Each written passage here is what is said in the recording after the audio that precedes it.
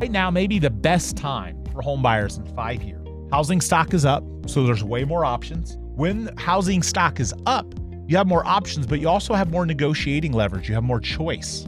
You're not as pressured. You don't have to move quickly. You can take your time.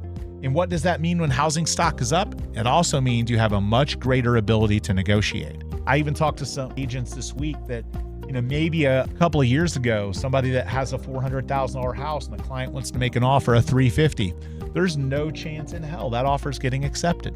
Back then, people weren't going to take a $50,000 haircut in an appreciating hot market for a brand new listing. Today, a $350,000 on a $400,000 might get accepted. You may find somebody motivated or desperate enough, or looking at the numbers and thinking there could be depreciation, or be motivated enough that they want to get out of town. So you have a greater ability to negotiate when there's more inventory. The more housing stock, again, means an increase in price cuts. We're already seeing that. More homeowners reducing the price. You have time.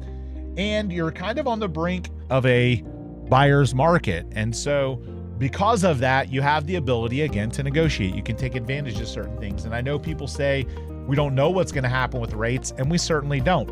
A lot of economists predict in a couple of years, rates will be down. So if you can predict and just kind of run the math on that, statistically over time, if rates drop, prices go up. So if you buy in now and you negotiate a great deal, and maybe you've got to have a high rate for a few years, then you refinance later on to take advantage of the rate and lower your payment, but have the equity position you wouldn't have if you waited to buy when rates were down. So hopefully that makes sense. It is an incredible time for home buyers right now to get a great deal. I can tell you showings are down, activity is down.